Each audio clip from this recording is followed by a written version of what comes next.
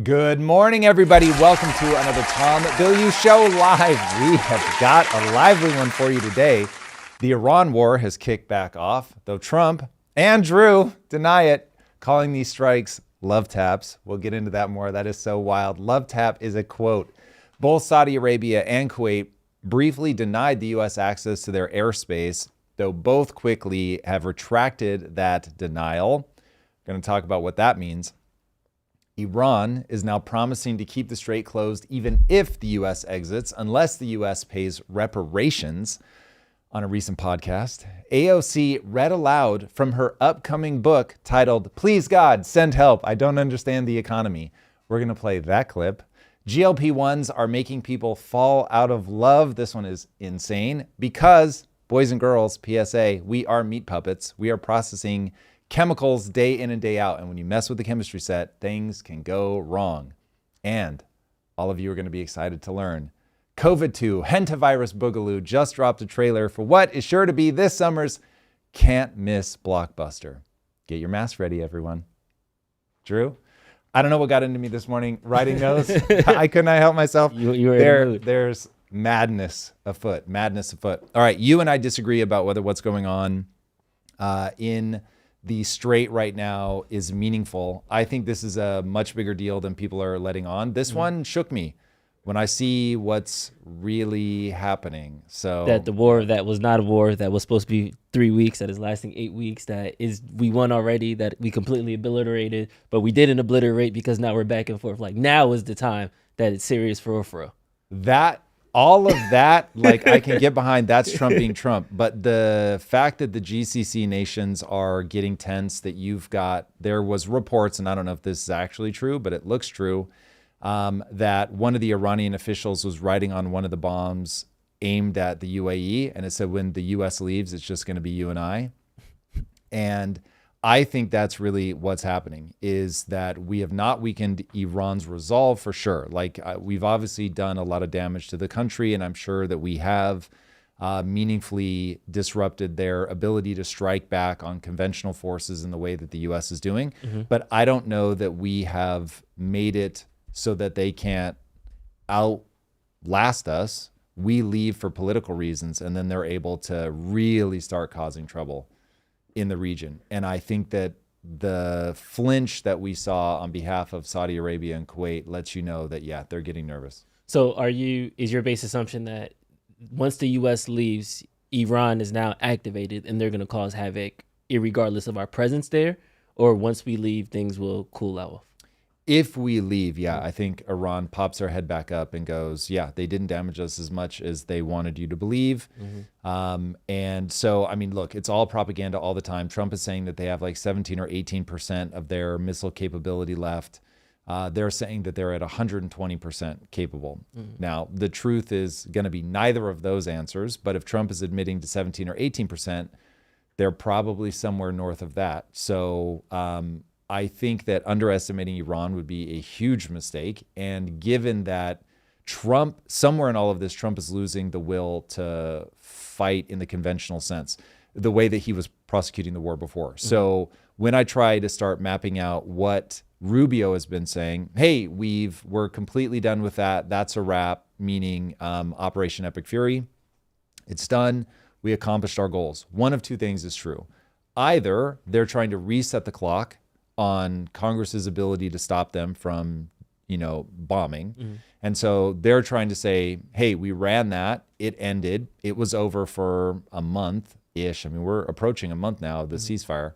So been over for a month. And then they attacked us. We kept our cool. We didn't want to re-enter. And then some escalatory thing happens. We relaunched a new initiative. This is a new thing. Mm-hmm. So that's option one. Option two would be they are looking for an exit ramp, and they are just trying to build the picture for the American people that this was a success, and that the failure of Project Freedom, the ability to escort people, really was like we are not going to be able to do what we thought we were going to be able to do, which was show enough muscle that we can get people through the strait. I think people are super hesitant, and they saw that Iran's like, oh, cool, we're just going to bomb you. Like, we told you not to do that. They did it. And then, listen, this may just be me, But my read, so they go to transit the strait to take the ships out because they have paused or just abandoned Project Freedom. As they were doing it, Iran said, don't try to move your ships through. They did. Iran attacked, and then the U.S. pushed their ships out to the blockade out more in the open ocean. Now, could you read that as a retreat where the U.S. is sort of tucking tail and running and trying to get their ships out of position of being a sitting duck? It certainly doesn't tell me that they plan to go back to helping ships transit. And so if that's a stalemate, you're in a rough position. So I don't know that what I'm about to say is true, but if what I'm about to say is true, hopefully you will understand why I am somewhat paranoid about what's going on here.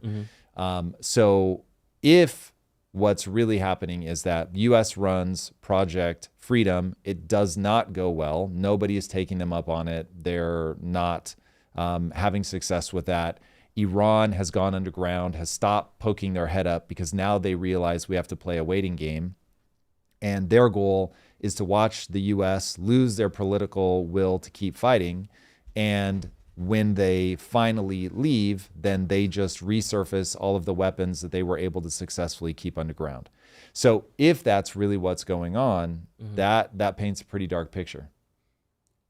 Now, what are the likelihood you would say that this is something that will continue to... What's the likelihood that you think that this actually will go on? Like, I don't see an end in sight. So that's why, to me, this is the forever war concern that a lot of people had at the beginning, is the exit strategies where things kind of get messed up. Same thing happened with the war on terror. We knew how we were going to get in there. We knew who we needed to attack. We knew who we needed to grab. But then once we grabbed them and attacked them over there, then it's like, okay, wait, we can't just leave. There's going to be a vacuum of power. Yada, yada, yada. We're there 4 years later. What do you think the exit strategy, or at least the off-ramp, is now? Is it just getting the Iranians at the negotiation table and trying to find a deal that works for everybody? What do you think is that? If the economic strangulation doesn't work, then the U.S. is going to be forced into a decision whether they're willing to go back to bombing. And what we saw was that in bombing the non-civilian stuff, we couldn't get them to back down. And so the way that I look at this is the way that I think about raising dogs. So at any time a human has the capability, especially if you put weapons into it, you can just kill the dog, right? So it's like if the dog is doing something that you don't want it to do, you can hurt it, especially if you have small dogs. I think about this with my Pomeranians. It's like I could snap their neck, break a leg, whatever, but you don't. And so you get yourself put in these weird positions because you don't want to over-escalate. And so even though Trump is right, like we could go in and obliterate them, we could literally knock them back 25 years. I mean, it would be the level of devastation that we could bring upon the country is just unimaginable. And they really can't stop us from doing it. But we have an internal mechanism that will stop us from doing it, because it will be so abhorrent for us to go in and blow up their energy infrastructure, for us to decimate civilian bridges and, you know, the power grid and all that stuff. The outcry inside the country would be unbearable. The outcry globally would be unbearable. And so even if Trump actually has like the will to do it, there are mechanisms that are going to stop him. And so I've said many times, countries are held back by the physical force that they're capable of putting forward and the moral outcry within their own country. And so Trump is really looking increasingly like he's stuck. He's behaving like he's stuck. And so when I try to map out like what he's doing, okay, he wants to get a deal done through negotiation. I believe that. I think that that's Trump's preferred method. But I think he went and did the things that he thought that he could get away with from an internal political revolt perspective, and it didn't back Iran down. And so I keep coming back to that phrase that Steve Witkoff said very early before we started bombing. Trump is surprised that they haven't capitulated. And Trump keeps saying very similar words. The more he bombs things, break things, threatens things, economics, all of that. He's just like anybody else. They're not a normal country. Anybody else would have waved the white flag of surrender by now. But they're not going to do it. That's my read. My read is there is nothing that will make them wave the flag. Their own people starving to death won't matter. if they, looks like it's unconfirmed at this point, but I want to say right now, boys and girls, there is oil leaking out into the sea. And one very plausible explanation for why there is suddenly an oil slick appearing around Karg Island is that they are not going to cap their wells because they know that will damage the wells. So they would rather just destroy the ecology of the ocean just by pouring the oil into the ocean.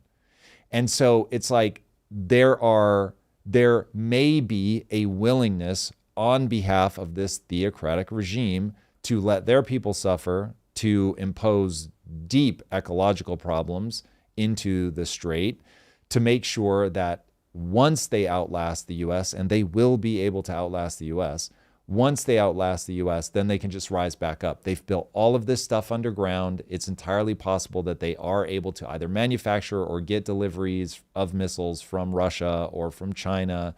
And so what we may be looking at, again, this is all speculation right now, but what we may be looking at is a country that, in Trump's own words, does not behave like other countries, is not acting in a way that we in the US would think represents good sense. But if you're willing to let your own people suffer, because I won't say they don't mind, but if you're willing to let your own people suffer, with which theocratic regimes the world over have proven that they are, then when you have a country that's beholden to democratic principles, and you know that the president is deeply unpopular, certainly outside of his own base, it's like, yeah, these guys aren't going to be here for long. They're certainly not going to last the summer. They will not. Trump won't get past the midterms. If he's still in this at the midterms, it's game over. Like, he will be impeached. It will be the first act of the new House and Senate. So they know that. That does not inspire confidence. So again, what is the end result then? Because if they just wait it out, well, my job is not to inspire confidence. My job is to paint the picture that I think is accurate. So if now what you're asking me is, okay, you're Trump, what would you do to get out of this? So I'm not, obviously, I don't have any insider information about how Iran is metabolizing the economic impact of what's happening and what they're doing at the negotiating table. But if you can't break them with the economic sanctions, the only path that I see, there's always a path that I'm not seeing, but the path that I see right now is you really do have to keep the economic sanctions going, try to get China to make sure that they're going to stay neutral. So figuring out, like, okay, if I go back and I just absolutely demolish their energy infrastructure, what's China going to do? Because China gets a meaningful amount of their oil from Iran, and I can't imagine they stay on the sidelines forever. So a big part of the conversation I'm going to be having with Xi is like, listen, I can't let these guys control the waterways. You know that. International waters have to remain open for everybody, tariff threat, whatever.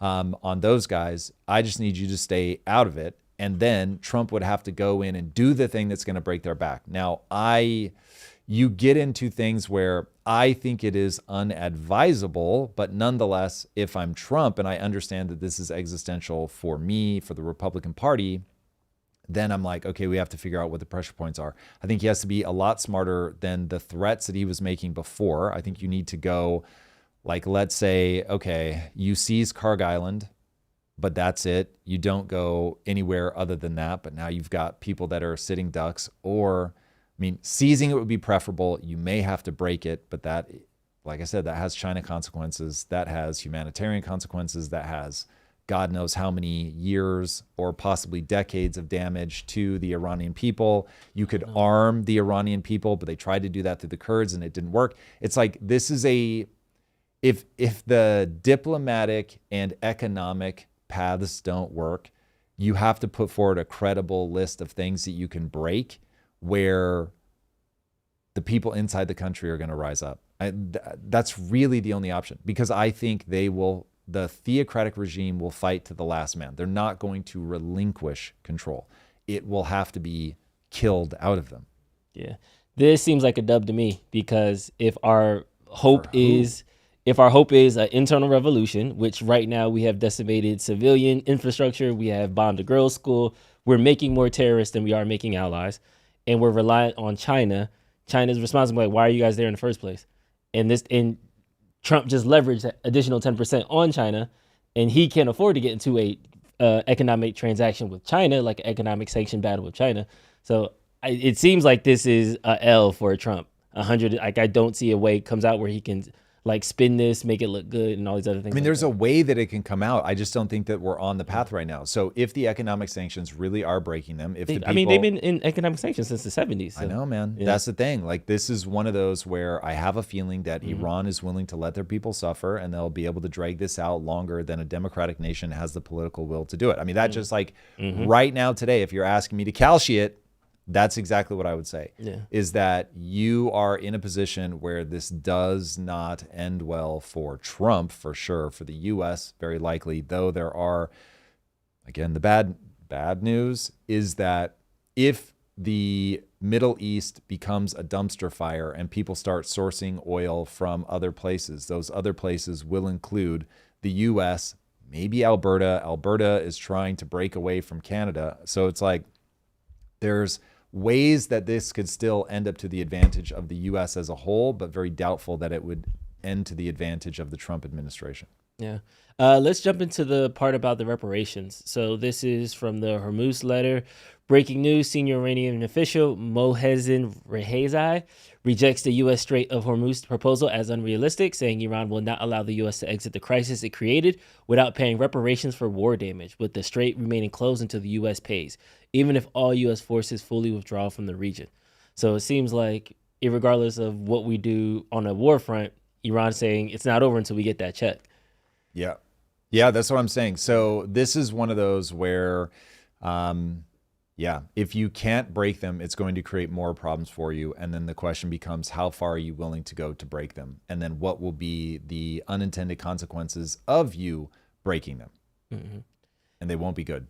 They won't be good. All right. And then in other news with Trump, more bad news, U.S. trade courts rules against Trump's 10% global tariff. So this is official now. There was the emergency-led tariffs that he did with the individual companies. Then when that one got struck down initially, he did the 10% just blanket tariffs. They now ruled against those as well. So it seems like tariffs isn't the way the U.S. Government wants to raise revenue. Yeah, I mean, look, the real answer is that if you want to use the power of the purse, that's really tied to Congress. And so Trump has been using executive orders and tariffs to try to get around that. Now, whether we want to hamstring our president on the international stage as much as I think some people want to is a bigger question. So giving him the power to use tariffs is probably not a bad idea, given that whether we want this moment to be this or not, we are in a moment where globalization has absolutely decimated the working class here in America. Our inability or unwillingness to balance the budget has completely eroded the middle class and working class. So you are in a position where you absolutely must return jobs to U.S. shores for people that fall into that bucket. You must find a way to put some leverage back in the hands of the average worker. You do that by making it so that we can't just, so that we're not incentivized to just outsource jobs everywhere. It's very important, because if you try to do it through authoritarian top-down means, that's even worse. But nonetheless, we've got to find a way to get the middle class back in a healthy position. Trump has been using tariffs as one of the ways to try to work on that. Now, anybody that criticizes Trump's methods, I get it, but like, we're not showing a willingness as a Congress to do the things that we need to do. And so what do you mean by that? The real battle, the real discussion that we have to have as a country is, what are the elected officials doing to help the middle and working class? Like, what are they actually doing? Because we'll talk about this later with AOC's just absolutely fucking moronic take on the economy. The same thing with Bernie Sanders. The very people who act like they're fighting the hardest for the working class are the ones who are hurting them the most, measurably, demonstrably. not like theoretically. You can just point to it, show exactly what's going on. If you are a globalist, you are anti-middle and working class. It's really in the US. Full stop, end of story. Like, you might be doing great things for the working class in China, but you are absolutely not doing great things for the working class in the US. And so America has to come to some sort of reconciliation of like, okay, I hate Trump. I don't want it to be done his way. But right now, the entire message is, I'm not Trump, fuck Trump, stop Trump. It isn't help the working class, because I think what they're going to see is, oh yeah, shit. Like, the things he's doing, even though I hate them, he is trying to address the real problem at the level of the physics of the situation. And that's where it gets maddening. He shoots himself in his own foot by being as bombastic and rub it in your face of the other team as he possibly can be, which of course, the reason that he got elected was because this is a populist moment and that's what people want. But nonetheless, it has this really caustic nature that is creating as many problems as it's solving. But as a nation, we have to understand that the most popular democratic policies, and I try never to speak in like those binary terms, but the most popular policies that the Democrats are using to rally their base are so anti-middle and working class, but it animates the overproduced elite population. We really probably have to actually talk about all this nuance. I don't see a way around it. And so, yeah, you're in a position where the very people that you're trying, the very people that you message you're trying to help, you are knowingly hurting, or you're so ignorant that you're hurting them. But either way, it's devastating.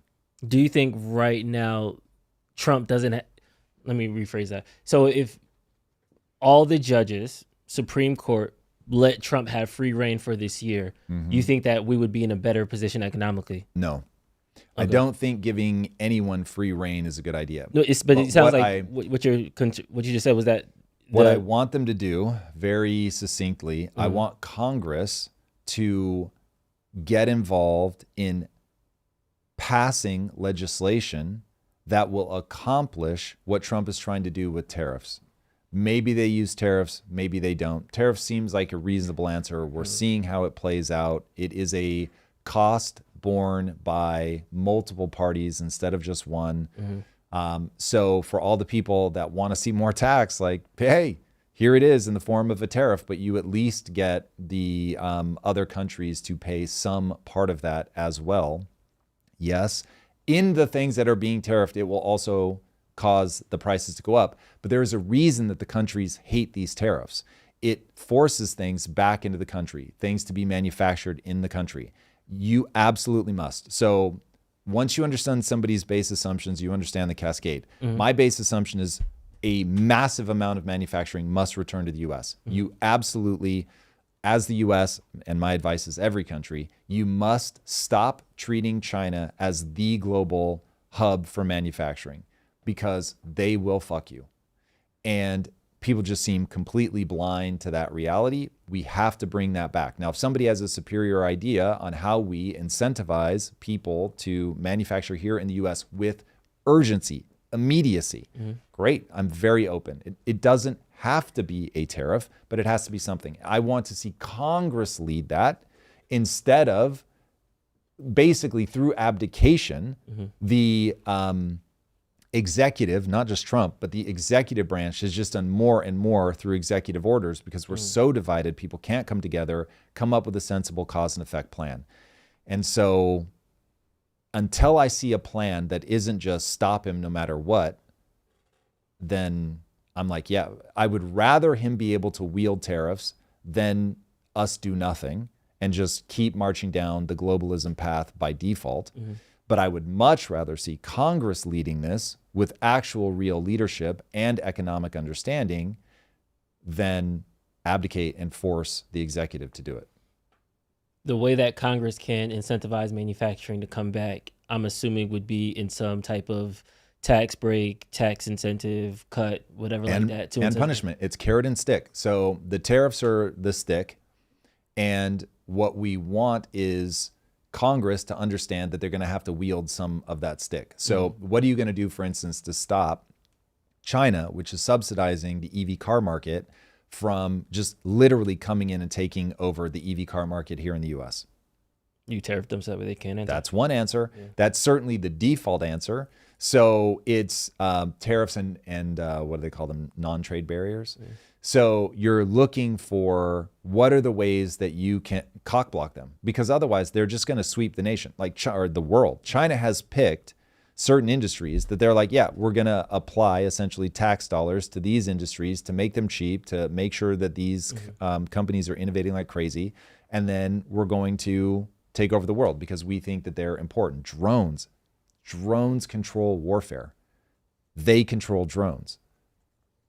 You have to run a lot of math to be like, oh, that's a bad position for the U.S. to be in right now. But we are manufacturing drones in-house. We have Anduril, Palantir, and that. Listen to what those guys themselves are screaming. The supply chains are controlled by China. This was a gigantic mistake, and we're only doing this because of the fact that we ran these suicidal policies forever, and somebody has to do something to wake the fuck up and now bring this stuff back in-house. So yes, thank God we're doing something. Okay. But dude, they're banging pots and pans to say, this supply chain is still not in our control. Yeah. So there are people behind the scenes, sure, that are going crazy. We just did some kind of deal. I'm way almost not even at the headline level on the deal that theoretically we just secured something with Greenland for rare earth minerals. But I'm not saying nobody's making noise about this. I'm saying as the government, we've got to really do something. So this is Trump working with those guys who are obviously Trump aligned to get these things done. And I'm just saying, if we don't want Trump controlling this shit, then Congress has to work with these companies, but they are not. They're putting every stumbling block that they can in their way. I don't think it was Anduril, but Palantir had to sue the US government because they were blocking them out so hard for a decade. So all of this stuff has been this insane fight to get I wish there was less conspiratorial language, but to get the globalistly minded, however you would say that, people to stop doing things that are contrary to the interests of the middle and working class in America. Help me square this circle. On one side, we need to deregulate and let entrepreneurs run with everything and take the mantle. On the other side, we have the government needs to be interventionist on certain industries so that way we can thrive. Which one is entrepreneur led and which one is government led? So I think you often confuse me saying the government has to change their approach for the government needs to take control of this process. I'm saying the government needs to change their approach. The more we can get towards a free market, the happier I will be. So we are so far from the free market that when I'm talking about this stuff, largely what I'm saying is the tariff thing is a different conversation. It happens to be one of the things we're talking about right now. But if you were going to hold on, I'm answering the question. Okay. If you were going to do those bubble graphs that the bigger the bubble, the more the person cares about it or talks about it or whatever, the big fucking glowing gigantor bubble of my request to the legislative branch of the United States is to deregulate. Get the fuck out of the way. Let the market do its thing. Now, domestically. Yeah, I mean, that's all we can do. So, no, but I mean, tariff is yeah, that's still a domestic thing that has external policies. It's not like we can go control China's policies. No, but I'm saying is you want that barrier with the EVs to not come in. That's a regulation. You want to keep the EV market out of China. You want to make sure we're not getting rare earths to incentivize us to build it here. I think that's going to have to be part of your strategy because you are where you are. This is whenever I talk about the Fed, I'm not saying abolish the Fed today. You would destroy planet Earth if you just said the Fed doesn't exist anymore. That would be stupid. You have to have some sort of unwind plan. So we are in a position where for the last 30 years, we turned China into an absolute manufacturing powerhouse. It had huge advantages. If you understood assets, you got so rich during this period. It has been wild.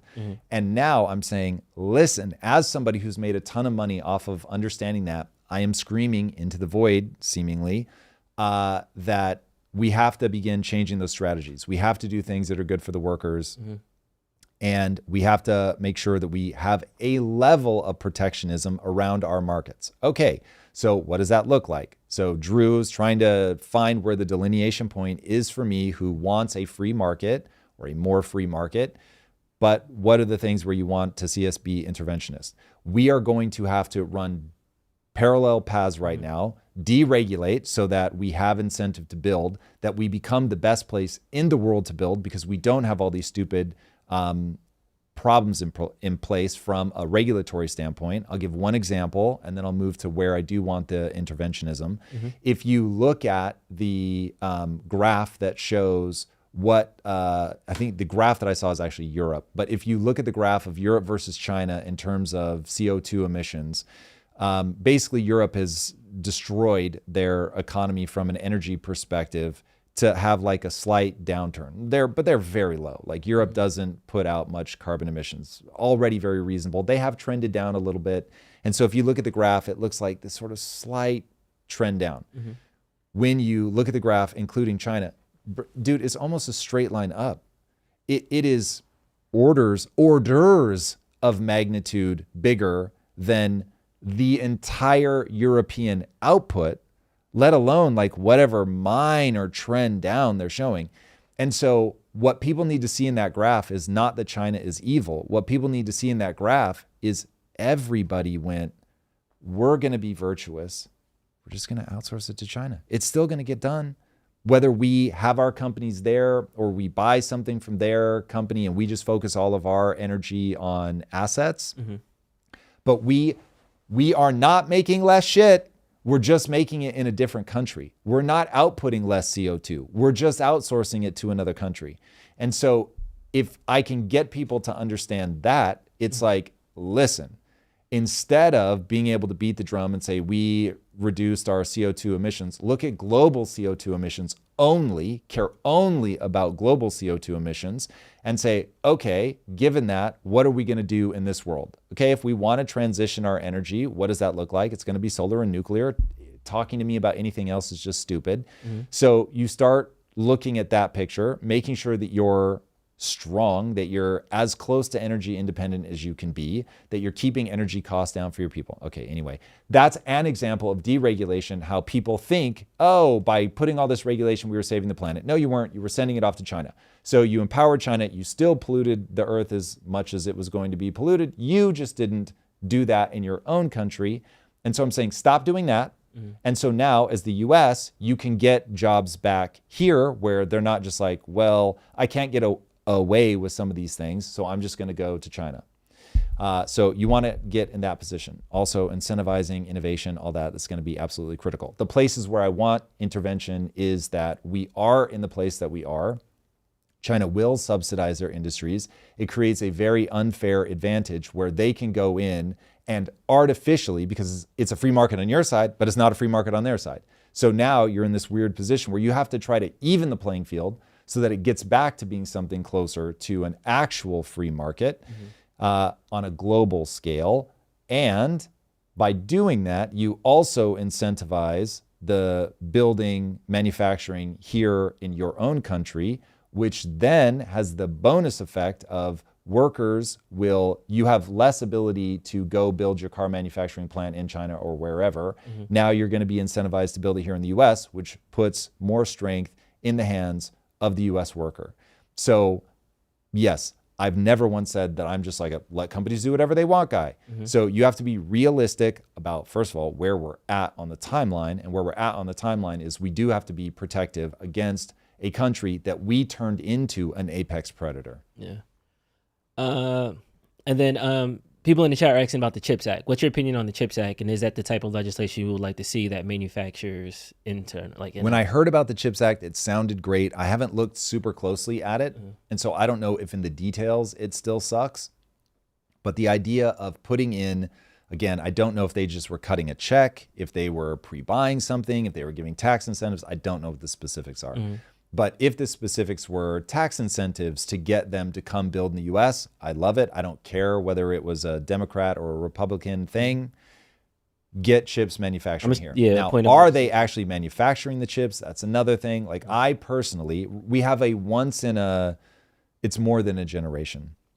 But at a minimum, if you've got a once in a generation entrepreneur who's building chips now in the US, That's far more interesting to me than the government doing it. I hate that the Trump administration bought into Intel. Absolutely despise that. That's just for reasons I've talked about before, and I'm happy to go deeper, but that's a terrible idea. But yes, create the soil in which companies go, oh, I want to build chips. I want to do it in the US. Copy. Where should we go next? I feel like we landed this. Yeah, I mean, the only thing I would say is if there's any buddy in chat that is like, this is stupid, or if they have like a keen argument and it's not just blanket name calling, I'm certainly open to that. But yeah, otherwise, if you... Yeah, let's say the chip stack was the last thing I seen. But if anybody else sees anything, Ryan, let me know. Feel free. No, mainly the chip stack that I sent over was the thing I saw everyone bringing up. Would you send over? I didn't even see that. Oh, yeah, I Ryan sent you the chip over. stack. My bad. Oh, chip stack. Yeah, it was just... was there like specific... You were saying that specific there needs to be more legislation that pushes it, and some people were like, well, what about the chips act? And it's like... Yeah, if we're actually building chips and it's done in a way where the government isn't doing it from the top down, I love it. Mm-hmm. It's very interesting, though, because we started this with the Iran war, and we kind of weaved through and got here. Do you think that America now should, let's even call it an ought, to focus about our problems domestically instead of playing World Cup? Or do you think that certain international security measures supersede the prosperity of the middle class? I think the age of the U.S. being an international cop are effectively over, and I don't think that's what's happening in the Middle East. I think what's happening in the Middle East is the U.S. recognizing that the world order is changing, and I think people are surprised to see us in the Middle East because we don't understand that it has become the home of capital. Remember, Trump understands where the investment dollars are coming from. And just as another PSA, while all of the VC firms that you know the names of are in Silicon Valley here in San Francisco, they are being funded. The number one funding location is coming from the GCC. I mean, this is basically an Abu Dhabi question. I forget how many of the largest gatherings of capital are, but it's something like 7 of 10 of them are in Abu Dhabi. So it's wild. It's massive. The Middle East has really become the home of capital.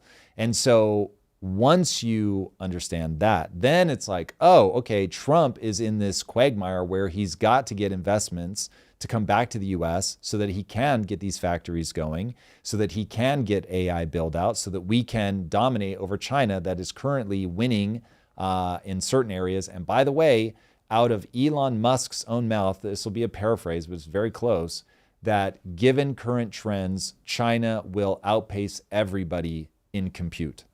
So as of right now, China is on the path. They're not currently doing more than the US, but the gating factor for AI is going to be energy, and China is winning that war by a lot. So you can think Trump is dumb all you want, but the reality is he understands that capital is coming out of the UAE. He understands that they're going to be transitioning that oil money into something in the future. And right now, the US, the thing that we make our money on is the markets.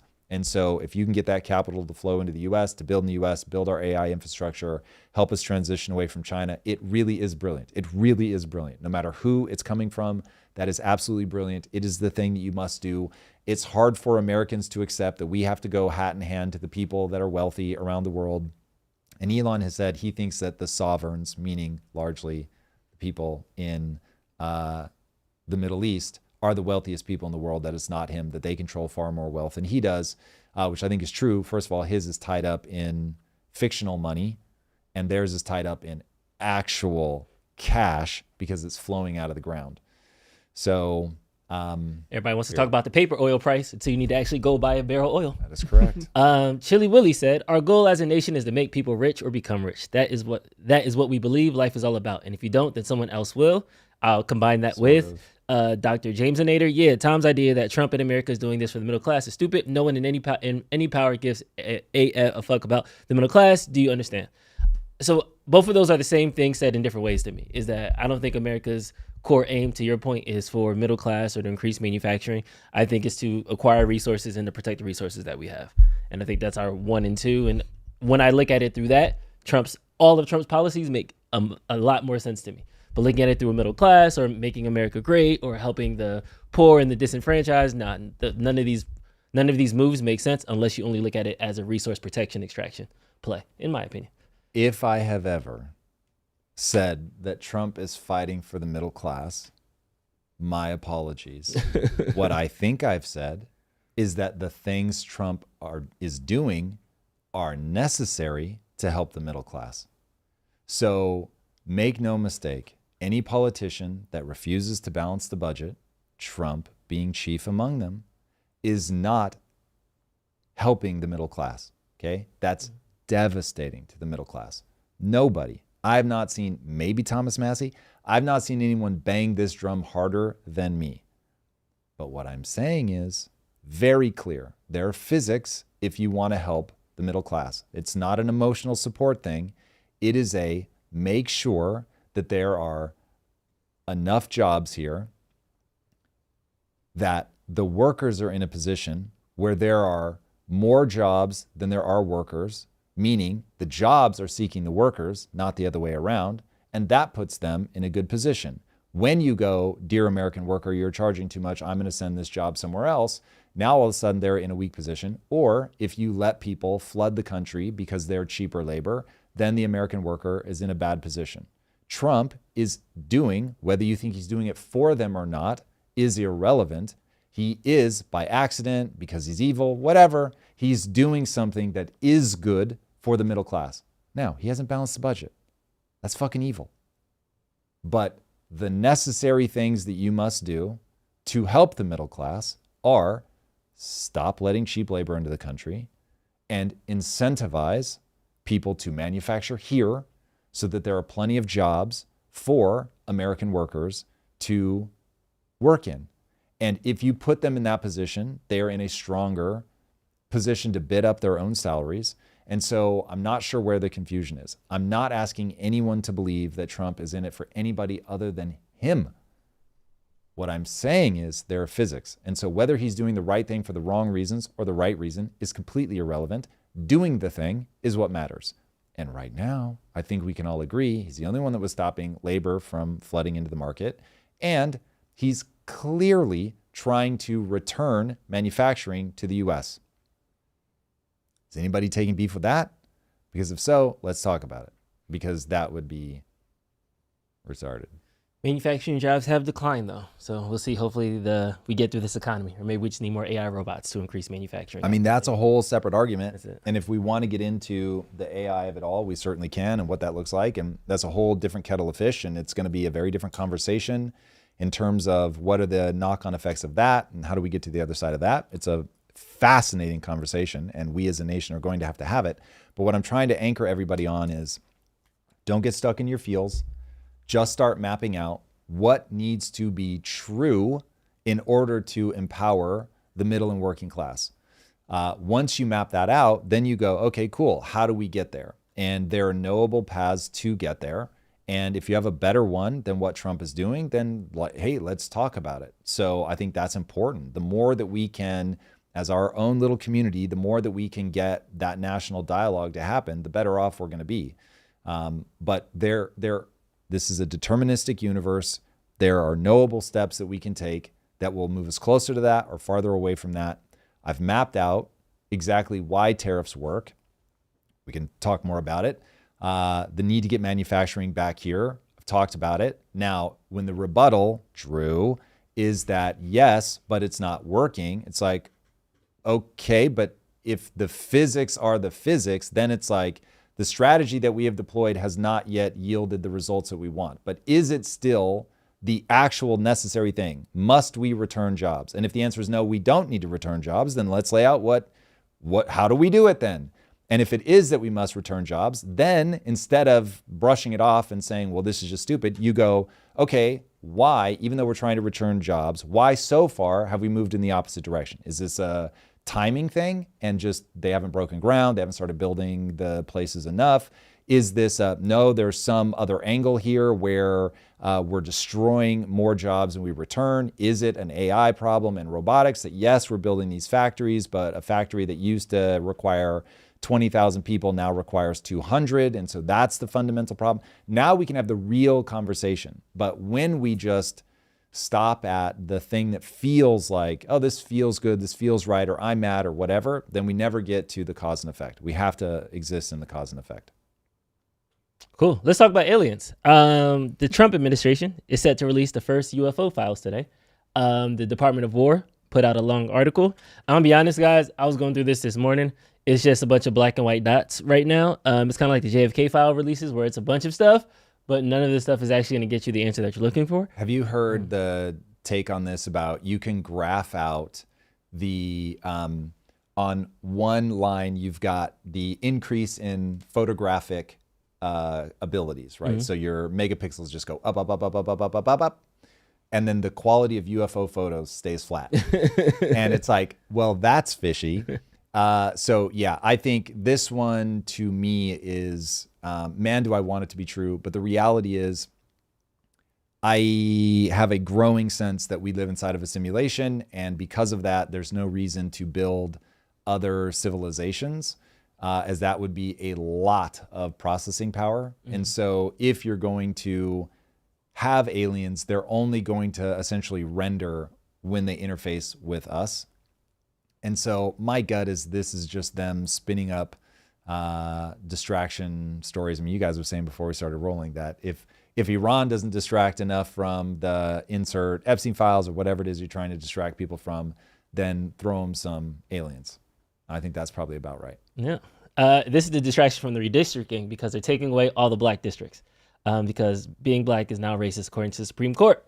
But we're not going to hold go on, into because that. I didn't know you felt that way. So are you saying that the districting by race you like? You think that that yields good outcomes? Districting by race is a cop-out because what actually means is districting by zip code. So we had this conversation before on the pod before, but catching everybody up. Segregation is an amazing thing. Jim Crow was a wizard. So what you do is you separate people and then you just disenfranchise the people that are separated. So I can say, hey, you go over here, you go over here. Everybody has their own everything, but not the resources are going to this one place and not to the other place. Historically, we have said that that's wrong. Every school should get the same amount of resources. Then they said, okay, we're not going to give you resources. We're going to tie the resources to the property values. That's the way that you can now control the value of property and the amount of resources that go into schools and things like that based from a government without saying it's based on race. So that was fine. But then now you say, because of that separation that you have now caused, you're now saying that because they're separated and the majority of people are here are black and the majority of people over here are white, we can't call it a race anymore. It has to be something else. But we're taking away the voting power of that historical district, and now we're changing it up. So it's one of those things where I didn't say that it was good or bad. I said this is the situation in which we are in, kind of like the manufacturing tariff conversation. If I had to start from ground one, no, of course not. We shouldn't do race-based districting. But you can't Jim Crow me, then redline me, and then separate this over here and say, oh yeah, by the way, I can't just you can't have voting block based on your race, but I can get denied loans based on my race. I can get lower school resources based on the race. But when it comes to voting, that's when we all have to be every man for himself and join arms. So that's the hypocrisy of it. But do you think the going to the I can get a loan denied based on race, if that happened, that's patently illegal? They're literally stripping away protections in the housing market right now that says the whole like race, gender protections. That's like the last application, the last page on your application. That arm that is responsible for doing that inside of Hub literally just got fired and like let go. So they're no longer now. You can now say no and you don't have to explain why. Whereas before it's like, I can say no if I can tie it to your credit score, or I can say no and tie it to X to show that it's not based on gender, race, creed like that. But the gender, race, creed enforcement arm of HUD is now dismantled. So if that is happening, nobody would be able to enforce it. I'd have to look at this, but are they trying to, so your read on the situation is that what they're trying to do is get back to being able to discriminate race protection, race. resource protection, and resource extraction. That is the base assumption. So Republicans are trying to preserve their resources. What is their resource? Power in the Congress. They know that Trump is going to get demolished in the midterms because he's making gas $5 and he's spending $72 billion on a war that everybody told him not to go to. But so instead of saying, hey, let's just lose because that was a bad policy and we should get punished for bad policy, instead we're going to redistrict. So in the next midterms, they're estimating 15 to 20 seats that the Democratic Party would lose based on Louisiana, Georgia, Tennessee, and all these other places. And even with California redistricting and Virginia redistricting, it's still net loss for the Democrats. Okay, so your the base assumption that your belief is riding on is that there have been so many historical injustices that you're now, much like with the Fed, where maybe the Fed was a bad idea to begin with, but we have the Fed now, so we have to deal with the Fed.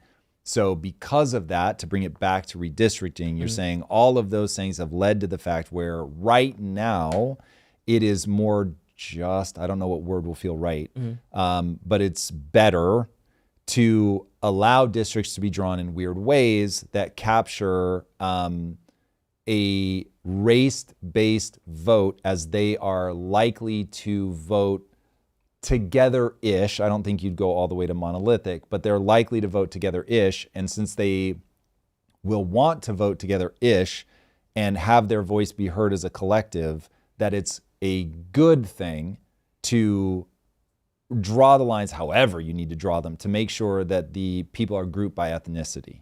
But that's the thing. The crazy drawing of the lines happened 50 years ago. What I'm trying to get to is heard on the this is a because there were past injustices question, because you said very clearly, if I was doing this from scratch and we didn't have these years of problems that have, I think your base assumption is they've been put behind economically, educationally for so long. Now the only way for them to protect their interests are to be allowed to vote as a block. No, because we're conflating two things. So the reason that there are black districts was because of the historical racial injustices. The reason now that they are okay, sorry, just so I make sure I understand. Yeah. So they were sort of forced into areas.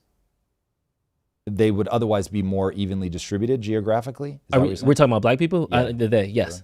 Okay. Yeah. So they never would have ended up in these sort of tight geographic regions were it not for things like redlining. Yes. Okay.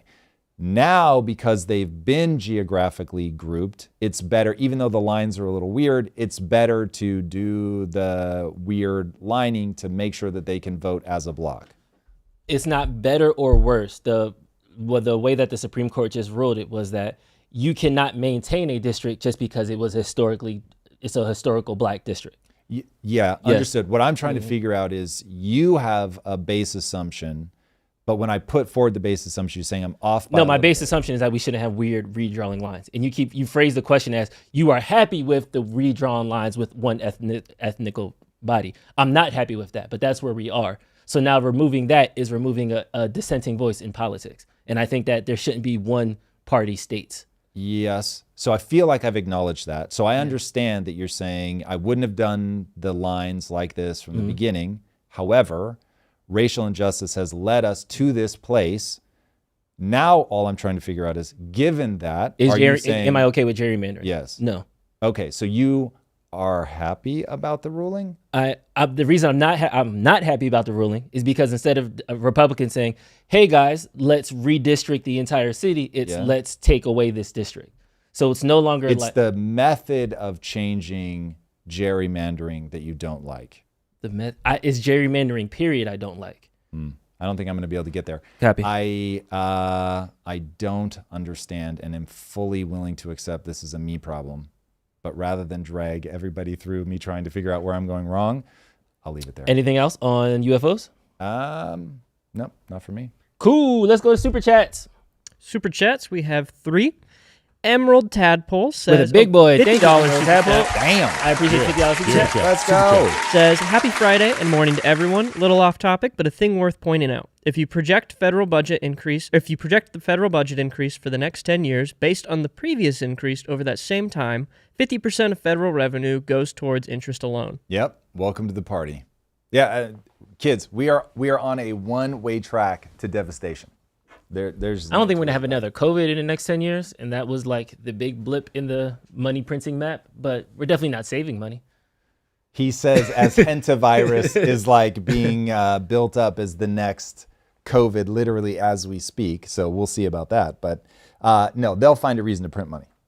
I assure you of that. You're racking up $2 trillion a year just because you don't balance your budget. So there is no universe in which money does not get printed up the ass. Plus, nobody ever sees the problem coming, but the problem always comes. We have had nonstop problems since 2000. 2000, that's 26 years of like these gigantic prints. So I, for one, given the calamity that is our current economy, I don't see any slowdown of problems, whether we see them coming or not. There's a problem. Also, P.S. AI, like, I mean, I could just see people losing so many jobs that it's like, we got to print. Dan Clark, Controller Wipes, says, Tom, if they are truly polluting the ocean, that might be a way to bridge into the eco-friendly left side that their government might actually be the bad actors in this skirmish and build some resolve to fix this. Nope. Guaranteed. They will say, just like you saw 86% of Canadians think Trump is to blame for their bad economy. Let that one sink in. So if the Canadians are somehow able to convince themselves that this is not their poor decision-making, but this is Trump's doing, they will just go, Trump is the one that forced them to pump oil into the ocean. This is Trump. This is America. I guarantee it. Play this clip back. If this ends up being true, trust me, that is precisely what will happen. Treen's Screen with another big super chat. Thank you, Treen Screen. Yeah, Good deal. people really like showing the love. Let's go. Thoughts on Spencer Pratt for LA mayor? Advice for consistency with exercise and healthy eating?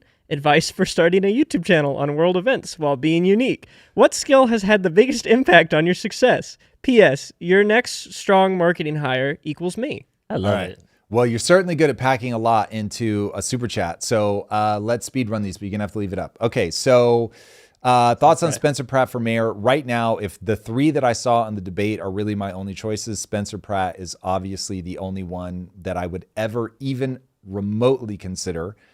So yeah, as of right now today, he certainly has my vote. Consistency with exercise and healthy eating, you have to want the outcome. So if you can get really excited about your ass looking good in a pair of jeans, you'll actually do it. If you can't, you won't. And people can have whatever heart attack they want to have around that. I don't give a fuck. Like, this is one of those, this is how the human mind is wired. This is how the human mind is wired. We want to look good. So if you can't get excited about that, it's never going to happen. Longevity doesn't inspire nearly enough people. Even Brian Johnson, the guy who's trying to live forever. But when does he go viral? Talking about his wife's microbiome, his girlfriend's microbiome, and his erections. So it just is what it is, boys and girls. Everything's about sex. So there you have it. Get excited about that stuff and how it will make you feel. But if you haven't internalized that, you're not going to. Advice for starting a YouTube channel. Yes, this one is going to be really hard to speed run. So I will say this, only ever say what you think is true.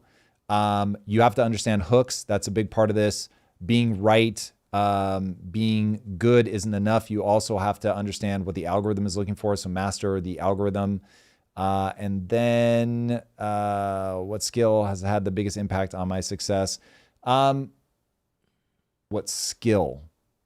The ability to learn is for sure the answer to that. But my obsession and relentless drive and unbreakability is really the thing that I would credit with that. But the skill has certainly been my ability to learn.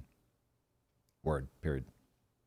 And last super chat for now, Big Diggler says, would removal of race-mandated districts enforce free market mechanisms within politicians? Sure, Louisiana lost a majority of safe black congressmen, but now other districts are incentivized to serve larger minority vote. I'm reading. Give me one sec. No worries. Oh, and that last sentence is also a question. I just read it weird. So would removal of race-mandated districts enforce free market mechanisms within politicians? I mean, maybe a little bit, but not really. Like there it is. I think the way that should work is the U.S. should be divided in some like completely blanket and blind way. It's just a generic policy. And then whatever happens, happens. It's when people have an outcome in mind and then they work backwards into the structure that gets them there. And so I don't know if it's a simple grid pattern or what, but yeah, I would, you have to be looking at something that is truly blind, that you can't like look at the map and lay it down and see how it works out. You just have to do the thing. And then, yeah, for my money, all of that stuff should be mixed. And then the next part, sure, Louisiana might have lost a majority safe black. I don't know what that means. Congressman, but now other districts are incentivized to serve larger minority vote. Okay, so how would you accurately incentivize politicians? The only thing, I don't know that there is a way. I think that the nature of getting elected is the thing that creates the distortion. So you could do a lot by getting money out of politics, but at the end of the day, politicians are going to say the thing that they need to say in order to get elected. And that's just the reality. And so as long as there's the pressure of getting reelected, they're going to do very, very weird things, and they're going to have a huge incentive to give things away for free, which is the madness that we see now. They also have an incentive to lie and to manipulate because you have to control people's emotions, and you really do have to control people's emotions. Like, there's no way around that. So I think we may be bumping up against the reality of the way the human mind works. I don't see a solution to the political problem.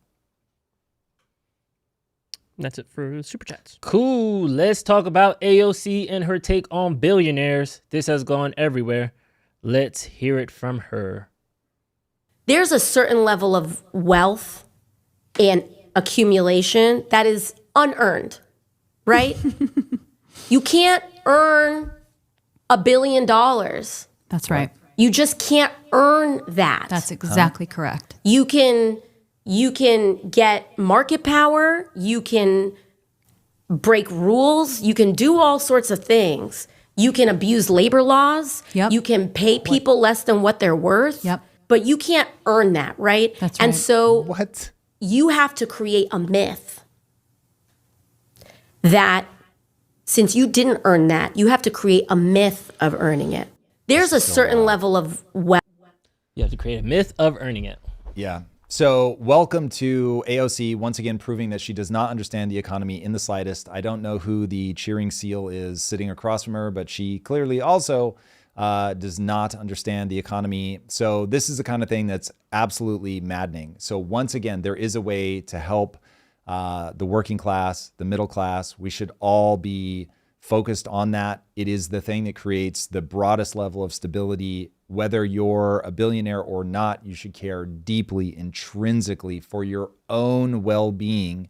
You should care about the middle class and the working class for sure. And there are ways to solve this problem. What they're talking about is it's just actually idiotic. It isn't true. First of all, she doesn't understand how value is created because people don't understand the nature of where value comes from. They are left making statements like you can't earn $1 billion.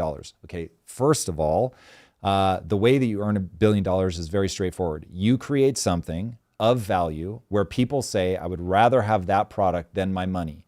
So the people are making a decision at the point of transaction as to whether that thing that you're selling is worth more to them than the money.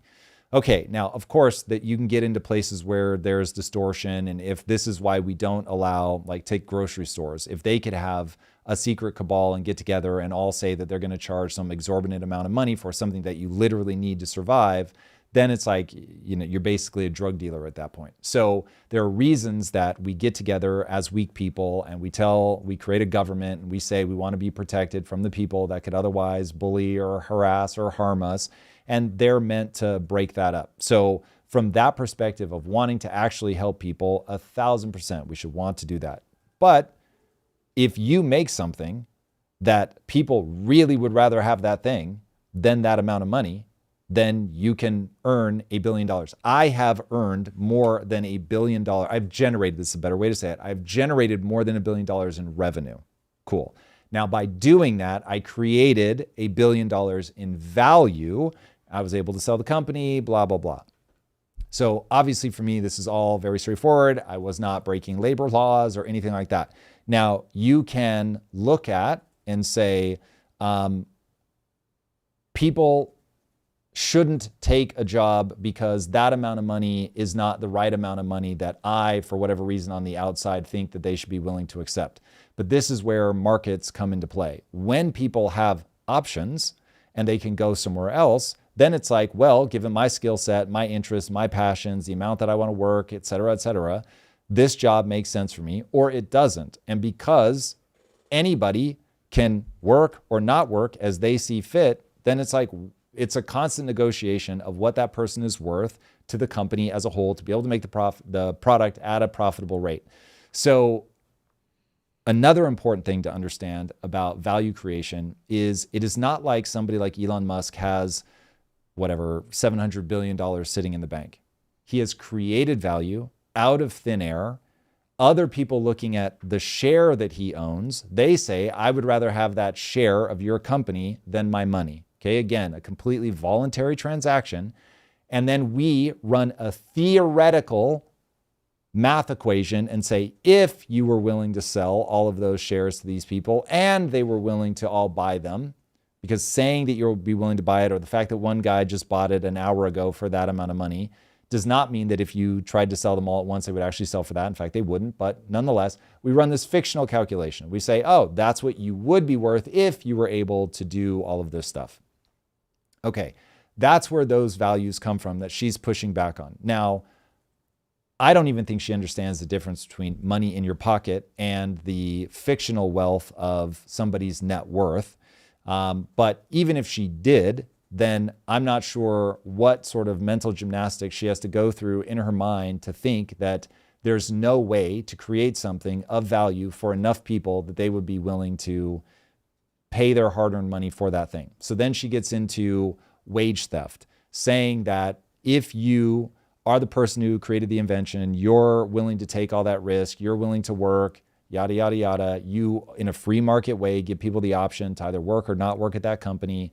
And then you're able to get a band of people together, keep them focused, pointed on the same thing, make enough right decisions over a long enough period of time that you're able to get the product to market, all that stuff. I don't get where she's saying that the math doesn't add up and that you somehow must be a thief. And then keep in mind, I think she's a multimillionaire, so this is wild. You've got somebody who through a free-ish market has been able to make herself incredibly wealthy, and yet at the same time is turning around and saying, but the people that have been even more successful at the same game that I have been obscenely successful at, somehow they have lied, cheated. And so I'm like, okay, did you lie and cheat? Just less? So anyway, this is all absurd. It's absolutely ridiculous. We should all be very focused on making sure that we fix the problem with the middle class, but that has to do with balancing the budget. I have a thought experiment. Please. Would you rather? It's 100% binary. Mm-hmm. Would you rather? On one side, flat tax, 10%, everybody pays 10% and gets out. Period. No ifs, ands, or buts. That's the on revenue. Yeah. Or on their income. Yes, on the money that comes to your account. No shady business. You can't loan again. Like everybody, just 10% agreement. We're all on the same page. Yeah, but it's not on net worth, is what I'm really getting. Oh yeah, not unrealized gains or none of that other business. Perfect. No, just straight up, honest, 10%. Yep. But wages are tied to productivity. Or that's one situation. No more taxes. Or lower taxes significantly. When you say wages are tied to productivity, what do you mean exactly? When wages broke productivity in like the 70s, how they broke. But you're just trying to do it generically at a high level. That will never work.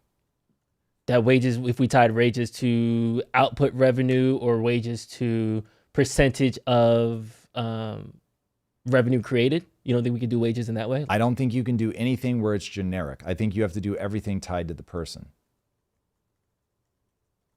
Okay. Because, for instance, it's like having a minimum wage at every level in the company. You're going to create insane distortions around, okay, I have to pay this much for that person, but that person isn't there yet. So the number of people that I have mentored in my career is very high. And the reason that you do that is you're often overpaying for them in the beginning. But then over time, it's like, okay, we get to a point where now you're trained up, you're worth the investment. And then hopefully I get some return back on that because I've made you like really incredible. And then there will be a point at which you'll almost certainly leave and you'll go somewhere else and you'll take that knowledge. And I get that that's the name of the game. But it's like you take a risk on somebody that you think is really bright and then you train them up. Now, if I couldn't do that because the cost of that person at the beginning isn't just a little off, it's a lot off, Now it's like, okay, this is not a good exchange. But I guess my response is then that person wouldn't be hired. The reason that I'm trying to get is because that's what I'm saying. But that's going to have knock-on consequences that you're not thinking about. No, because I think then the people that have jobs will be at positions that they should be positions. Because I think just like there's regulatory capture, I think that there's like employment capture. But so I don't think you're understanding what I'm saying. But moving on from that, rather than beat a dead horse, let me ask you: you don't think that an individual is capable of successfully negotiating their own salary? I didn't say that. This is what the point that AOC is making, because AOC's base assumption is that wage theft is a thing. And this is something that I'm starting to see like propagate as like a actual policies. People think that what should be paid is the same as taking payment. And on the flip side with like taxes, what should be paid is paid. So that's why I'm like, it's kind of this dichotomy. So on one side, you can have there can be billionaires, trillionaires, whatever like that. There's no more wealth taxes. There's no more, we expect you to pay this, but everybody's paid at their quote unquote fair share. And we'll say fair share as the people that are getting paid is getting tied to the output of their production on the revenue. So if, for example, if that means McDonald's employees are getting paid $6 an hour and then middle managers are getting paid 200,000 hours, it is what it is. The people who only have the skills to be McDonald's employees will be McDonald's employees. The people who have skills to get to that 200 will get to that 200. Yeah. But then on the flip side, you don't get taxed. Or we can have this disproportionate system now where people aren't getting paid the wages that they are supposed to get paid. And I'm saying tied to productivity. Yeah. And then in the flip side of that, we're trying to come at you with taxes and all these other things to try to generate the revenue that should be then get to the large bucket of people to help the social programs. Specifically to the social programs. I know there's NGOs and I know there's fraud and all these things. I'm trying to isolate as many variables as possible. Let us retrench back to a very finite idea. So should people be compensated based on what you're calling the productivity? What I'm saying is that has to be applied not even by job title, it has to be applied by person. So now we get into the question of who should be making the decision of whether that person is productive. What I'm saying is you want the person closest to that person's actual output to say how they're contributing. The way that you do that is essentially the structure that we have now. So you have every individual is fighting to make the case that they're doing better, they contribute more meaningfully to the output of that role, that company, than the next person. And then you have a manager or a company owner that is assessing that and saying, do I have fear of loss with this person? Am I willing to pay them this additional amount that they're asking? Or would I rather lose them and have to replace them and they can go work somewhere else? The second you take that up to the government level, you are fucking your entire nation. You are damning them to eternal misery, pain, and suffering, because you will make stupid decisions and people will not be able to run their company efficiently. You want entrepreneurs like an Elon Musk that come in and go, 80% of you at X don't make any fucking sense. You're all fired. And you don't want anyone else to be able to make that decision, because first of all, they're not going to understand what he's going to be able to do from a technological standpoint. They don't understand that he's got ability to spin up data centers faster than the next person. And so somebody other than him, you really might have other people contributing more meaningfully, but with him, it's a very different calculation. And down through all the different employees. And so trying to put some sort of blanket statement where we look at a graph and we go, oh, but companies now are more productive and employees are capturing less than that. Well, guess what? I have a real clear answer for you. You have globalized your economy. And so now we have given a trick to everybody who's trying to optimize their business. And they say, I cannot get somebody to do this job for me here, and there's no incentive for me to do anything other than go somewhere else. And so I'm going to go somewhere else, and I'm going to find somebody in Bangladesh that's cheaper, and they'll do the same thing, and I'm going to do that. Or in the case of farmers, I'm just going to bring in illegal workers here. Everybody's going to turn a blind eye, and they're going to work for less money. And so what I'm telling people is that thing that you think is a billionaire being an asshole, and that's why there's a break in that, is you are not creating fear of loss. So one, we have a culture where people are not trying to be the hardest core motherfuckers anymore. They very much stand in a defensive posture against the company that they're working with. And then on top of that, they're in just a weakened position because that company can and will go anywhere internationally, and they will find somebody who will do the job. If I could just get people to understand the amount that you get paid is in direct proportion to the difficulty of the problem you solve, and how easy it is for your employer to find somebody else who can solve that equally difficult problem, but for less money. And so if you want to solve this problem, it is not going to be some tyrannical top-down bullshit where Mao is telling everybody how much they can pay their employees, which is exactly what you were fucking pitching. And instead go, hey, how do we actually make sure that these people have some leverage? And the answer is stop globalizing your fucking economy. Okay. Somebody asked in the chat, how do you explain, how do you point out the disproportionate pay gaps between CEOs and workers? Like how they increase them over time? Very simple. If the employees have no leverage, then the boss is going to keep taking more for himself or handing it to the people that he thinks really drive the innovation and control of the company. And by the way, this is going to exacerbate 1,000-fold as white collar workers are now having to compete also with AI. And so it's like, yeah, you're a little bit better than the AI, but the AI is effectively free. And so now I'm going to discount your work. I'm even going to accept some problems in my company that come from the AI went a little rogue or whatever. And so getting people to understand the physics of the situation are you have to create fear of loss.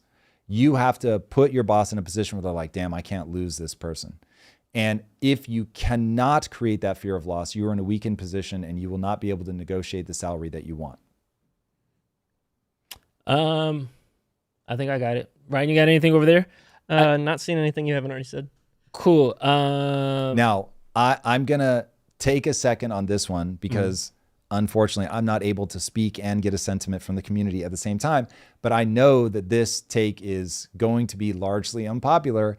And the great irony of that is I am trying to actually empower people to get what they want, meaning the working and the middle class. I make all kinds of content. If you want to get wealthy, you've got to start buying assets. Simple as. Okay, your job is a different story. Your job, unless you're going to be the owner of the company, is not about you getting wealthy. It's about you having meaning and purpose, doing something that matters, contributing to something that you think is meaningful, earning a living, hopefully being able to sock away money that you can buy assets with. But in the current economy, if you do not own assets, you are being fiscally raped. Okay, that's what it is. And so on that side, if you want to be in a good position, you need to be voting for people that are doing things that are making sure that there are plenty of jobs here, where you're not just letting cheap labor flood in, and that companies are incentivized to build locally. If they're incentivized to build locally, and it will be some amount of carrot and stick, then they will start building locally, and that's going to put you in a good position. So that's like, beat that drum. Beat that drum. The other drum, the drum that's being beaten right now, is resentment. You're, not all of you, so to whoever needs to hear this, you're letting the anger over you being in a bad situation focus your resentment on a thing that will not solve your problem. Okay, if you're focused on resentment, who the fuck is doing this to me? If you're focusing there, you're going to empower politicians. Politicians are the problem. So if you are empowering politicians, your life will get worse. I understand in the short term, it's going to feel better. But remember, politicians will deficit spend. They will give you quote unquote free things, and they will steal everything from you in order to do it. If I can just get people, if you have pushback and you think that that's the wrong set of cause and effect, please let's debate that, because the reality is by deficit spending, they are, and yes, this is an oversimplification because they do it to you in many, many more ways, but this is the mechanism by which you're getting fucked. They deficit spend and do other things that cause money printing, and they put you in a position where you cannot get ahead because you don't own assets.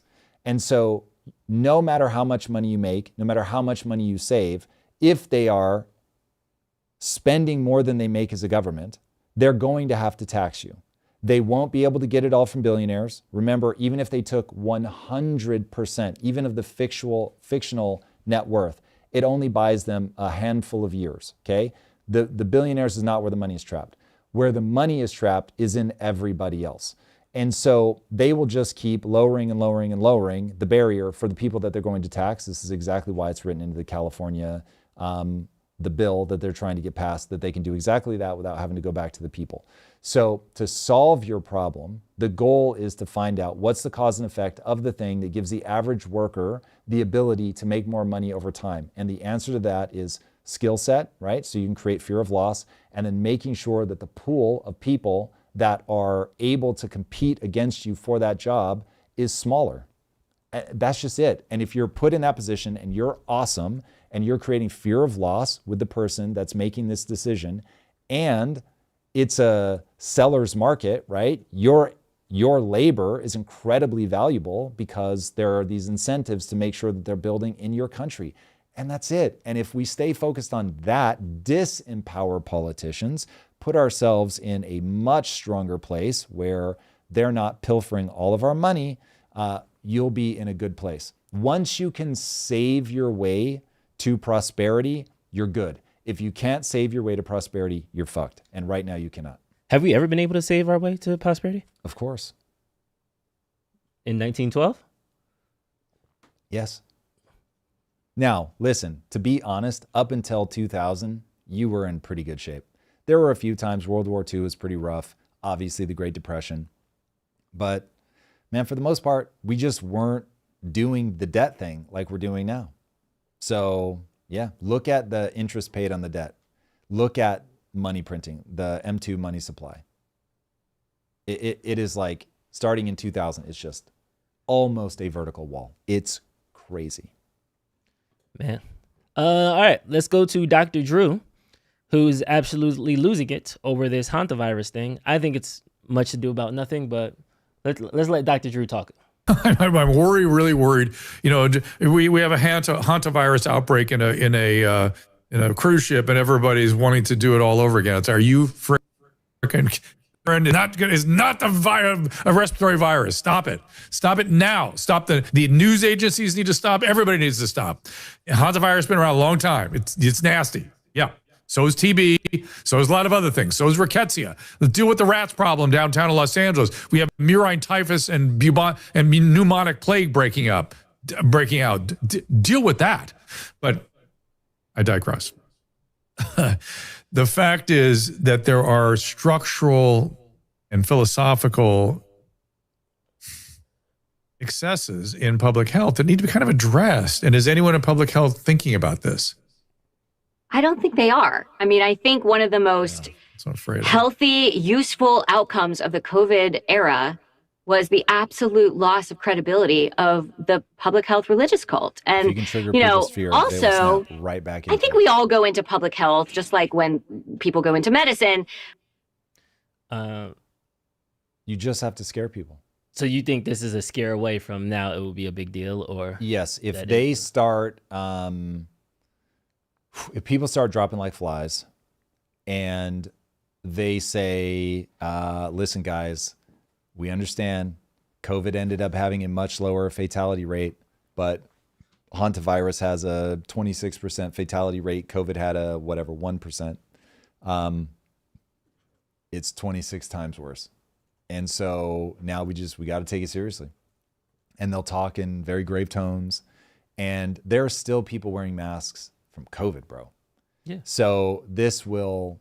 But I mean, like, Asian countries wore a mask all the time. So the mask culture is globally, it's looked at differently than how it is now. Yes, that's interesting. So you're telling me that you don't think that there are people that wear a mask as, I'll call it a political statement. I mean, maybe, I don't know. I don't. Interesting. Wow. Okay, so we might. So it's like I'm only wearing a mask to show everybody that I'm anti. What is the political statement that I'm saying with the mask? Yeah, so I think that there are people that wear masks specifically to indicate I'm a good boy or girl. I do what is right for everybody, and I'm not a selfish prick. And the people that refuse to get the jab, the people that refuse to wear a mask, they are putting everyone else in danger, and they're a mega Republican asshole, and they're deadly. They are a real problem. And while I don't think that we would fall into the psychosis that we fell into during COVID, if for no other reason than there's at least X where people can continue to say what they think is true. Yes, I think that people will trade almost anything for safety. Okay, that's interesting. I don't have that experience. I think there is we have to be honest though. I think there is, you know how there's Trump derangement syndrome, TDS. I do think there's a CDS. There's a COVID derangement syndrome where since COVID, there's certain things in individual communities' minds that broke. And ever since then, it's never again, you'll never get me. So, I mean, I have seen it on the right where it's like, I will never get another vaccine ever because they're all trying to kill me. So then I can only assume on the left, there's somebody that's going to wear a mask everywhere and say, all you guys are, carriers of COVID-76, whenever the new COVID is. So, okay, it's interesting though. I didn't know that was still like front of mind. Like I see people in the airports and stuff wearing masks, but to me that's like, all right, you're not trying to get sick. And I've seen Asian countries do that outside of COVID, so that's why it wasn't like a. But there may be people in the airport that are wearing a mask because they don't want to get sick or they have a cold and they're just trying to be cool about it. I'm not saying everyone wearing a mask is that. I'm saying we are. The only thing standing between us and being right back in COVID is fear. That's the sum total of my statement.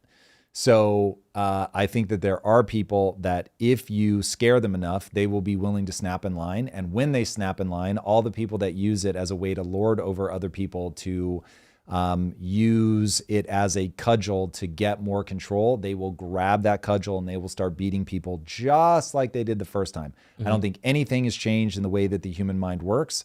And so the thing I hope people take away from what happened in COVID is that when people are scared, they will conform. When people are in a position to conform, the people that want more power will take more power. And you must be eternally vigilant for that reality of the human mind. Mm-hmm. Got you. All right, let's jump over to Ozempic, another Ozempic story, back to back. We talked about last time that it was breaking addictions and it was changing like people's behavior patterns. Another revelation, it is making people fall out of love. And now relationships are collapsing. This is a doctor who had a video talking about this very thing. Thousands of people on GLP-1 weight loss medications like Ozempic and Wegovy are reporting something that their doctors never mentioned as a side effect. Their relationships are totally changing, and not in the ways that were expected. 3 things. Number 1, several users report losing interest in activities, foods, and even people they previously found deeply pleasurable. The drugs quiet the brain's reward system broadly, not just around food. Number 2, therapists are reporting an uptick in couples where one partner on a weight loss drug has become emotionally flatter, much less engaged, and in some cases less romantically interested. The partner often on the medication, not on the medication, often describes feeling like they're living with someone totally different. Number 3, researchers studying GLP-1 receptors in the brain found they are present in areas governing emotional attachment, motivation, and bonding, not just appetite. The drug may literally be changing the number on the scale and also the person attached to it at the same time. Of course, talk to your doctor before assuming this flatness is depression. The cause may be biochemical and specific. Yeah, this one is crazy. The biology of what is happening with GLP-1s is wild, and it goes way beyond weight loss in some absolutely terrifying ways. Family law attorneys now actually have a name for what they're starting to see. They're calling it the Ozempic divorce. There was a Swedish study published this year that tracked roughly 12,500 rapid weight loss patients. Their divorce rates are almost double the national average. University of Virginia neuroscientists just published the mechanism that is likely at work here. They published it in Nature, very prestigious journal. GLP-1 drugs don't just shrink your appetite, they rewire the brain's entire reward system. And that, by the way, is the same system that makes another human being feel like a prize, like something that you want. The drug dampens dopamine in like these really specific areas of the brain, and the affected circuits are the same ones that fire when you crave a cheeseburger. So it's understandable you want to dial that one down if you're obese, but the same circuits that make you crave a cheeseburger make you crave your romantic partner. So if you turn off the desire for the burger, you also kill off your desire for your partner. That gets a big all caps yikes. The Kinsey Institute studied 2,000 people this year. Between 50 and 60% of GLP-1 users said their sex and dating lives had changed. Some felt more confident, ironically. Others reported lower libido, less obsession, and less overall emotional pull. And I'll be very interested to see if the people that felt more confident because they were less interested. The very thing that I tell people is if you want to be successful in romance, you've got to have a willingness to walk away. And if you don't care, you've got a real willingness to walk away. Given the pill, microplastics, our already declining birth rates, young people having less sex, which is wild, porn offering other low-lift sexual outlets for men, the rising tension between the sexes, making all of the risk, fear, and sacrifices just less appealing. And suddenly, we really do have a cocktail that is designed to further decrease societal stability and increase the rate of which our population declines. This one is crazy. We've got to be careful, and I will beat this drum to death. We are having a biological experience. Whether we like it or not, we are meat-based machines that run on chemistry. If you start messing with the chemistry set, you risk deregulating the system in ways we cannot predict. Neurochemistry is everything. We count on it to make relationships feel worth all the sacrifice, which, by the way, they are sacrifice. And if it's not worth, people will just eject out.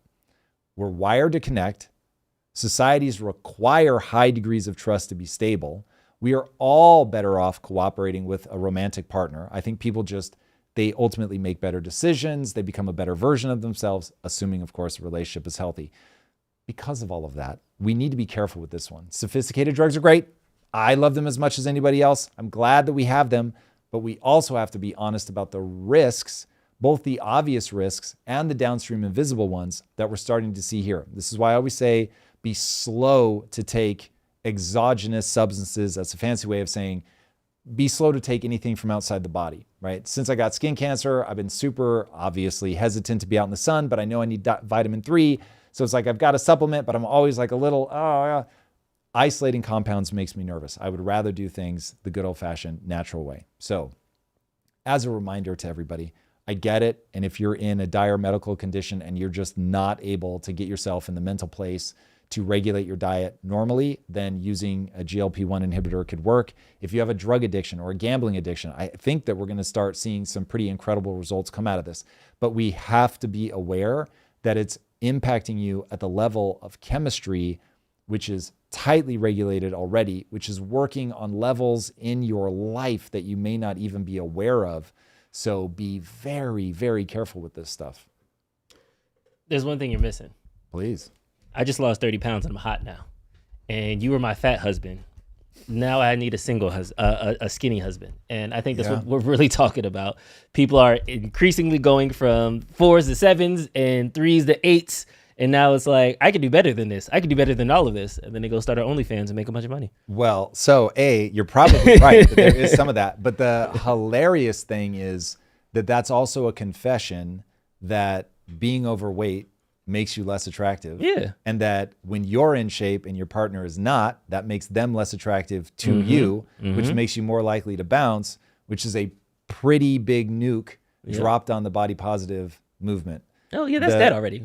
The body positive movie's dead. Everybody knoes that. Lizzo's so on Ozempic. funny. Like, it's a wrap. Like, what are we doing?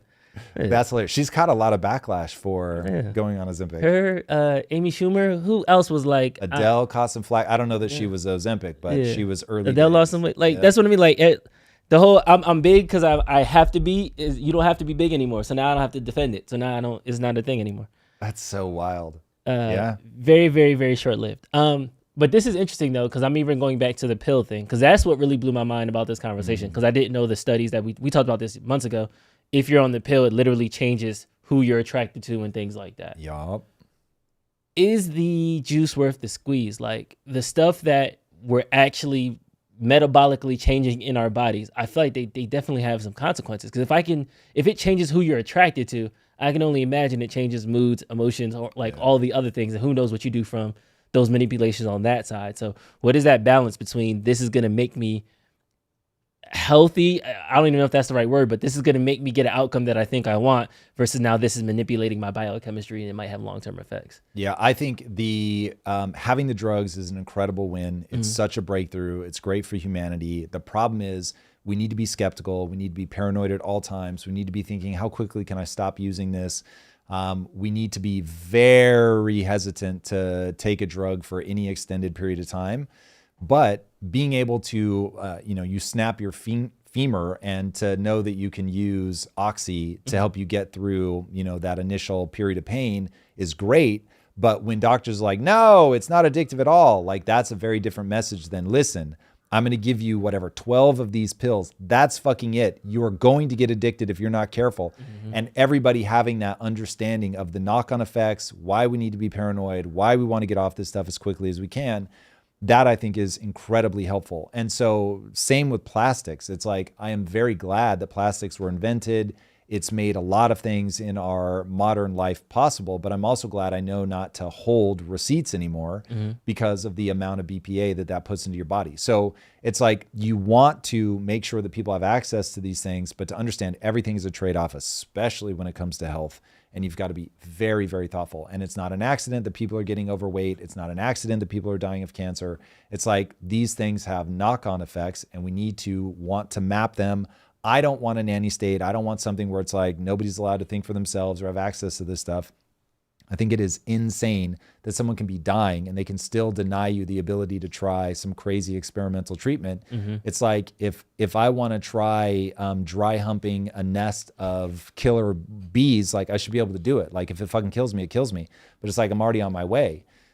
So anyway, that's my personal bent. I absolutely despise the nanny state, but yeah, I think right now we need to be making sure that people understand, just at a general level, these things will have consequences, and we won't know what they all are for a very long time. So be careful. Yeah, got to watch out for those. All right, we got some new robots that just dropped.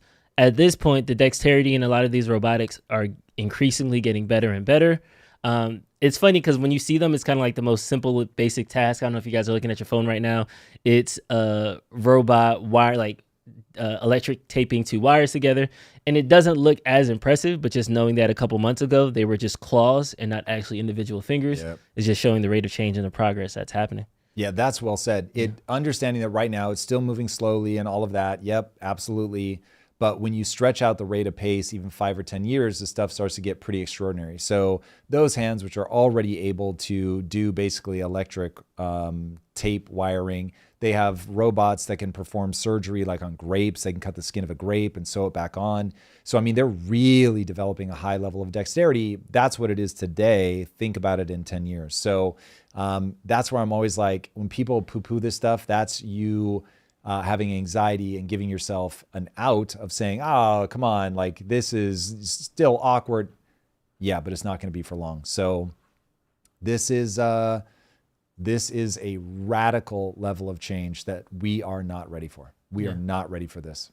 I think one thing that was interesting, we talked about this a couple of months ago, is that when we think of robots, we always think of like humanoid robots. We don't think of all the different iterations that are going to come between that. So if you look at factory line workers or how they assemble cars, and just those arms that get in like attached, that's technically a robot. So with this added dexterity, we might not see humanoid robots, but we'll definitely see, maybe it's like a rolling blob with arms that can then change all the potholes or something like that. And we'll start to see like these smaller iterations rather than just everybody's a human and it's a robot and that's what we're doing. Like there's some other form factors. It's a great point, man. It is a great point. Robots will come in all shapes and sizes, and there are, I'm sure, many, many things that we humans do where we're not actually the right design for that thing, whatever that thing is. And so the fact that they'll be able to build these robots that are designed specifically for that one task I think it's going to make a big difference. And that's where, man, whenever we're talking about the economy and I'm like, okay, we need to empower jobs by, you're doing things here in the US or whatever your country is. I am haunted by robots, AI, because I'm just like, God, they're going to enter the labor force in a way where imagine right now the vast majority of people that will apply for any job are dumber than you. That is good. That feels nice. Not for long, because you're going to be going up against an AI which is smarter than all of us. So that's where this starts to get like, oh, buddy. And then I've been thinking a lot about, because everybody stops there thinking at, well, we'll just do UBI or we'll have universal high income. You won't. We already have universal high income. People just don't realize it. People don't realize that today a poor person has access like more technology and comforts than a king would have had 300 years ago. So it's crazy that people think, oh, all of the pain and suffering that humans go through is just going to be alleviated as soon as we have universal high income. We are designed to compare ourselves to other humans. And so if the government is giving out checks, then we're just going to do things to try to win the checks of other people. And so even though you'll have another check that comes in next month, there's going to be somebody that's very good at collecting a lot of people's checks every month. That's the world we already live in. So it's like, it's just going to be the same thing. So you're going to get all the same stuff that you have to deal with. It'll be wild. I think we're kind of seeing this happen now. Kip Moon said in the chat that they were a call center worker. Kip Moon. We haven't heard from Kip Moon in a while. Yeah, they were in the chat. What's up, Kip Moon? They were a call center worker, and then they got let go because it got outsourced to the Philippines. And now I think all call centers at this point are now all robotic, automated, agentic AI. It's got to be a lot. Where, it's like a large percentage of that. So, at least the sort of initial. Yeah. So we're already seeing kind of the maturity of certain markets versus others already happening. The angle is going to be 75% robotic, AI, software, non-human in all of these labor forces. What is that going to do? We were talking about globalization earlier. Like, globalization is the reason why wages are stagnant and things like that. Yeah. AI would probably have that same effect times 2, times 3, because now I don't even have to cross the street. There's not a time difference. There's not a language barrier. Now it's like, all right, all I got to do is buy this thing from SpaceX, and then now I'm good for the next 4 years, and I don't have to hire anybody. So yeah, I think the honest answer is mouse utopia. I wish that weren't true. I think a big part of the, So let me walk through all the phases because some of them are going to be awesome. Okay, so you're in a phase right now where it's wonderful. You can leverage AI. It's not better than you, but it empowers you, allows you to do more. It's exactly what I teach in Impact Theory University. Right now is the greatest time ever to start a business. So leveraging AI to do something great now is rad. Then we're going to go into a phase where it's going to start creating a lot of disruption. We're going to have pockets of violence, and it will create the disruption by acting very similarly to globalizing the economy. So you're going to have a lot of people, quote unquote, people being AI in this case, entering the workforce. And so now companies will have fewer employees, but they'll be more productive. Then you're going to enter a phase where there's so much unrest based on that you start redistributing wealth. And as what's really happening is the government is just going to print a ton of money, and it to some extent will be fine because the productivity increases that will be coming off of AI and robotics will be so extreme that you can print without inflation. So remember, inflation is the ratio between the goods and services that are coming out, the increase in goods and services that are coming out, and the availability of the money supply. So if those stay roughly the same, even though you're printing money like crazy, you actually don't feel it in the rise of price because it's how much of these two competing for things. If you have fewer goods and services and there's more money competing for it, then prices skyrocket, and the inverse, right? So, so the productivity boost that we'll get from AI, this is literally what Kevin Warsh is betting on, the increase in that can be matched with a massive amount of printing. And as long as they match evenly, you're in very good shape. As that happens, though, what we're going to find is that humans compete with each other, and we're going to go back to the same kind of race that we're having now, and people will create things. They'll create scarcity. And so there's still going to be geographic scarcity because not every place is as desirable as others. And so you're going to have some mechanism. It will be money again. And so we'll use that money, the people that are able to aggregate more of that distributed wealth, those people will be able to go to the nicer areas, and you're going to find yourself ending up back in a very similar situation. And this is why people say, like, man, even if you reset everybody to zero and just said, okay, go, you're still going to end up with a wealthy class. It's just how it works because some people are better at that than others. Now, on a long enough timeline, if AI becomes better than us at everything and AI has its own agenda, then all bets are off and you get into some very weird territory. Truth Devin had a good point in the chat. He said that there's no way to remove globalism and capitalism now. This is economics second year class I did. Due to comparative advantage and absolute advantage, there's no reason for companies to stay local. Yes, there is. They don't want to be shot in the back by Luigi Mangione.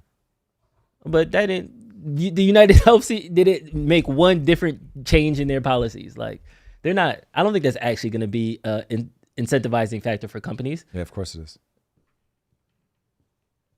No, are you like that seriously? What's the phrase? Dead ass. I'm like, that meme with the scary raccoon looking thing that does like this. This is where I'm at right now. Is like, so we just have to kill enough CEOs that people come to locally. That's the solution. No, that would be a terrible solution. That's the way to stop globalization then? So the French Revolution and every revolution that has happened because you hollow out the middle class so hard that people go, yeah, I'd rather kill somebody. This is what happens. And what they end up doing, I mean, look at France. Mm-hmm. So France had the French Revolution, killed millions of people far outside of the actual initial revolt. Keep in mind, revolts lead to tyranny. They do not lead to equality, but they nonetheless happen. And so anybody paying attention, this is the Gilded Age, anybody paying attention goes, we have to avoid that. And so you start doing things that are in the public interest.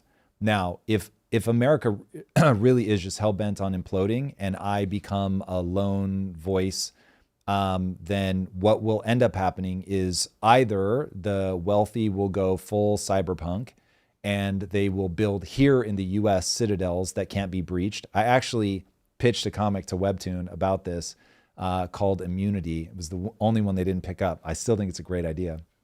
But the ultra wealthy end up building these citadels and you get cyberpunk, or they leave and they go somewhere that's capital friendly. Like right now, if it weren't for the recent bombings, it would be in the UAE. So then the last case scenario is everybody just gets Cuba'd. And so everybody gets neutralized. The government's so corrupt, there's no way for the wealthy to regain traction. And then it's boats and they still leave. And they go to the place that's more capital friendly. But this experiment has been run over and over and over and over and over and over. So you don't have to guess at what's going to happen. Like this one is really just, I don't know which flavor you're going to have, but I'll look back at thousands of years of history. I can tell you exactly how it ends up in one of a very few ways, because that's just how humans are. That's the nature of the economy. And so the only confounding factor is AI, because AI could throw a curveball, whether that's the they enslave us curveball, whether that is the they slow down the mechanism well enough, whether that is they're so good at parsing the data that they find that one person who's likely to break violent and they go do something, they either Bukele him, put him in prison or whatever.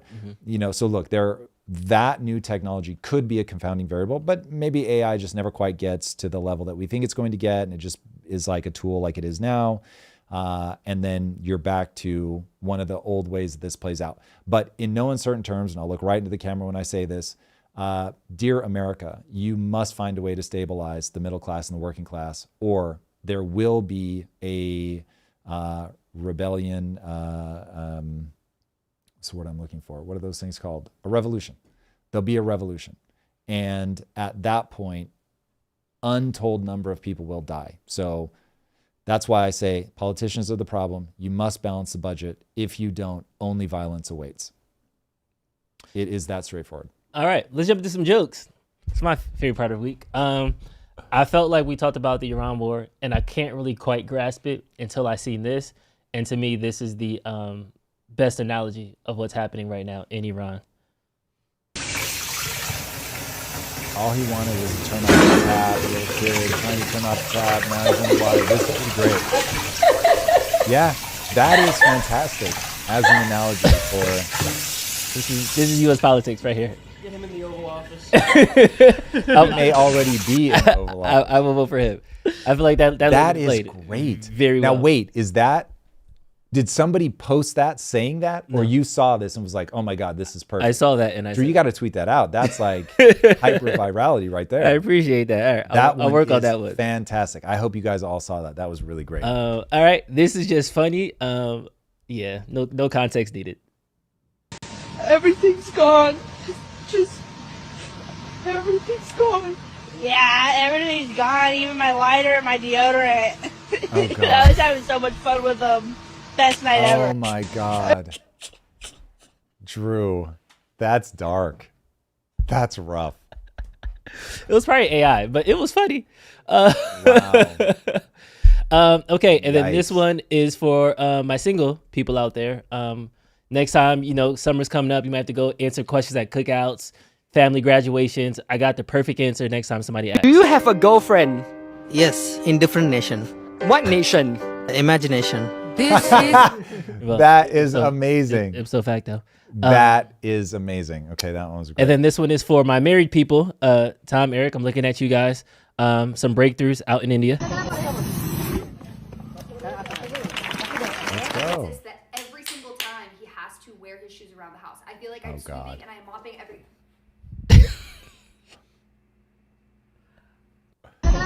Drew. It can save a life. Now, for people that weren't just watching that, let me give you a little rundown of what just happened. So cut to, are we in India here? A propane tank or something. There's a propane tank just spewing flames, and a guy walks up behind it with a blanket, presumably a non-flammable blanket, and he wraps quickly, swaddles the propane thing. It puts it out, everybody cheers, and then we cut to presumably a man's wife who's talking to somebody or is on a live or something. She's mad about something. And then he comes around and swaddles her and silences her. Wow. Weekend's coming up. If you need any help, I got you. Tell me you don't want to have sex without telling me you don't want to have sex. Oh, it gets better. It gets better. I'm gonna double down on this one. Scientists have revealed that women experience their highest stress levels when their husbands are lounging on the couch doing nothing. Is that real? You gonna take it to Lisa? This well, no, here's the thing. I think that there really is probably truth in this. I think that so talk about taking a joke and making it serious. But this is almost certainly how women are wired. So remember, evolution is all right, I've got this setup where I've got to get these two people to have kids, but they're living in a super dangerous environment. And how do I get one or both of them to get up to go face all of that insane danger and be willing to put themselves in harm's way and to get better, by the way, so that they can face down more danger and really shine. Oh, I know. I'm going to make one of them control this thing that the other one really, really wants. This is like game design 101. So you've got a boss that has your the reward that you really want. But if you try to go tackle the boss right away, the boss is way stronger than you. So you try to get laid and she's just you're a fucking lazy, no good, no way. Can't do it. You have not leveled up to be ready for the boss. Now, what nature knows is, I'm going to send you out on these fetch quests. You're going to go out, do some shit, level up your game. You're going to come back and suddenly you're going to get some. And by the way, you want that thing that you get a lot. A lot. And I'm going to make you think about it all the time, all the time, all the time. And if you go out and level up and come back, then the dragon is going to be super receptive. You get the prize. Oh my God, everything is good. And the more you go out and grind and do the thing, the more of that prize you get. And by the way, because nature's I don't give a fuck. Nature will kill a bunch of you because you're going to get killed trying to level up and you never make it back to the woman. But the guy that makes it back to the woman, if he gets good enough, he gets to have more women. And if he gets good enough, he gets as many women as he wants. And so nature's yeah, this guy, you're sort of disposable because I don't know which one of you is going to win. But I'm going to give you these two dangly things that produce a ton of sperm. And you're going to be able, also, by the way, I'm going to wildly incentivize you to be more turned on by different women. So one woman sort of diminishes over time. But if you encounter a new woman, you're going to be ready again. And so your sperm is cheap. Make a bunch of it, spread it around as much as you can, get the reward from as many dragons as you can. And then the woman's going to be this motherfucker better earn this. And that's how nature gets you to go and do the leveling up that you have to do in order to come and earn access to the woman.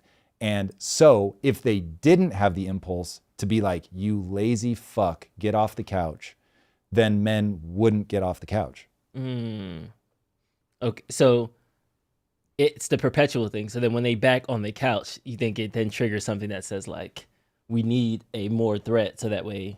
Yeah, I need you to go do this thing because Listen, to start the we try to make sense of the world based on how it is today, where women can go out and get a job and the world is safe and all that stuff.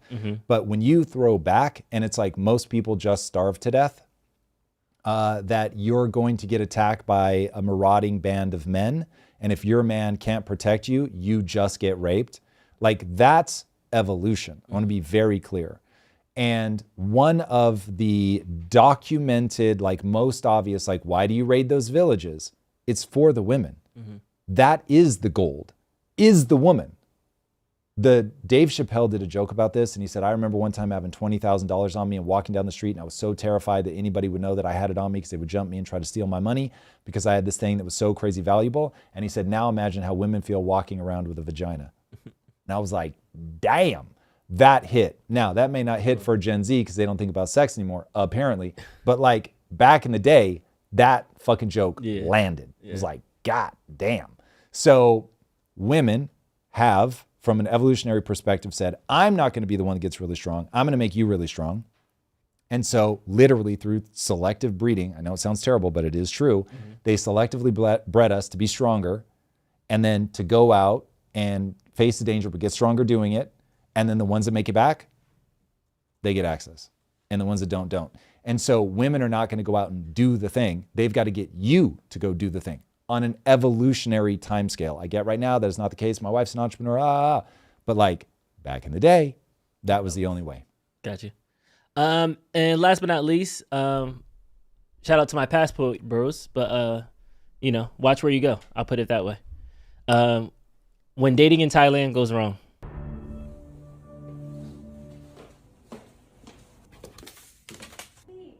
Yeah. What did she just drop? It's like money. That is so rough. Drew is trying to get us canceled, everybody. Drew is trying to get us canceled. That is hilarious. I enjoyed that. The caption on this one, what the fuck, enough internet for today? Yeah, that's wild. Watch it. Watch Thailand, guys. Watch those passport bros. That was Drew, everybody. Drew pulled that line. Let the record report. All right, we got some super chats to wrap it up. Yes, we have a clarification from Big Digglers first on his previous one. He said the nuance he was going for is in LA, the state, not the city.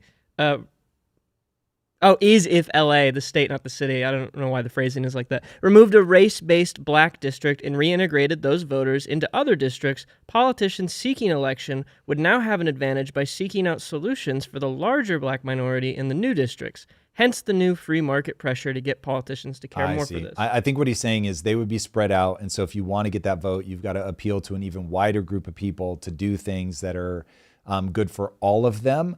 I think the argument on the flip side would be something like, well, the things that the black voter wants are going to be very different than the general population. And so now what you're doing is diluting that vote because they can't get their own representative. And so now you have a constituency that wants very specific things, but they've been effectively broken apart. So while I get what you're saying, from the perspective of somebody who wants a block of voters to be able to influence a very specific politician to represent them. So it comes down to whether or not you agree that people make the most sense on the racial dimension or not, and that they are likely to share desires, incentives, whatever word you want to use there, and therefore are likely to vote for the same person. It's not about actual race. It's about Democrats. That like this entire argument is nothing about blacks, monoliths, none of like that, racial justice. It's all about Democratic power. And if that district was historically Republican, this wouldn't even be a story. But because they're historically Democrat, they're going to dismantle it. The way they could have dismantled it is through race. That was their opening. Next up from Iron Wolf Interactive Games. If we're in a simulation, it's running a collapse the old order patch over extended cycles, loading the new build incrementally. The NPC politicians bugging out right now are proof. Game quality is decreasing and lagging. That's a fun way to say it. I think, God, what would the most obvious simulation that I could see is evolution, because we go all the way back to the dinosaurs. And I mean, we can literally, from an evolutionary standpoint, track it back all the way to the first cell consumes another cell, that becomes mitochondria. So it seems to be an evolutionary simulator. and to see what civilizations will do. So I don't know if the end game is to get off the planet. Literally, there was a game, I think it was the original Sims, where you had two options, two win states. Win state number one was to conquer all of the other civilizations, or to be the first civilization to make it to Alpha Centauri. So it'll be wild. Like, we land on Mars, it's like things explode. You did it. Cool. Simulation over. Thank you. So yeah, it's very interesting. Now, obviously, I'm hyper aware that the simulation theory may just be the metaphor that explains the most part of physics. So there are a lot of comments on my video about this, which, by the way, the repost of that video is going live. Maybe it already went live. What time does it go live? It's going, yes, 9:01. It's already 9:01. live. Yeah. So that video went back. So we have reposted that. I've got another one on the simulation series posting on Tuesday. It is the one coming out on Tuesday, right? And then I'm almost certainly going to do a third around free will and how that is also a signature that we are in a simulation. So anyway, I'm well aware that it could be that that's just the killer metaphor and that's not literally a simulation. There's no way to prove that right now. But yeah, like by way of high utility thinking, I think it will put a lot of things into perspective. And so anyway, Tuesday's videos, 4 signatures that this is a simulation. And actually, we had a buzzer beater super chat for $50 from LOL. Hey, let's go. LOL420. Could be a gross oversimplification, but I think the people who agree with all the socialism rhetoric can't comprehend how hard it is to create a successful business. Was arguing with a friend who thought Elon's success was mostly luck. That's wild. Holy Jesus. So listen, luck plays a role. There's no doubt. If Elon was born in a period of time where America was not the capital intensive place that it was, he wouldn't be able to do it. If he had never been, I don't know what word he would use, but if he hadn't had such a difficult time when he was a kid, he might not have had the impetus to flee where he grew up. He might not have had a chip on his shoulder or wanted to overcome more. We're automata, so if he hadn't been wired the way that he was wired, there's a lot of things that have to come together. But once those things come together, it really is ability far more than it is luck. And the fact that he's been able to replicate this over and over and over, and this is why, I mean, people are going to argue this, but this is why you're not going to see somebody that has like a 82 IQ end up building 3 multi-billion-dollar companies. It's not going to happen. Literally never, not ever once. They just won't make the right decisions. So. Yeah, I mean, there are certain people who I think got rich in a weird way or once in a lifetime way, stuff like that, but Elon did it 3-4 times, so you can't like... There's people you can dunk on with that argument. I just don't think Elon is the one. And give me an example of somebody that got rich in a weird way. Are you talking lottery or somebody that built something and it just... No, like, I'm trying to think of an example. Because it's almost like people getting famous. Like Hot Tour Girl's rich. But like, you know what I'm saying? Like, there's criticism that you can lobby at certain people because they got rich off of circumstances, like things that aren't duplicated. You can't repeat that success, but there are certain implementations that people at the highest level, if you see what they did and implement it in your own personal life, you can not necessarily achieve that level of success. Like I can't mimic SpaceX and build SpaceX and start the next SpaceX, but if I use that same mental model and then I applied it to Burger R Us, I can then make Burger R Us successful if I did it from first principles. Interesting. I have a slightly different take on that. So you've got the Haktua Girl and Beastie Boys, and let's compare the two. So Haktua Girl ends up getting wealthy because it's a cultural moment.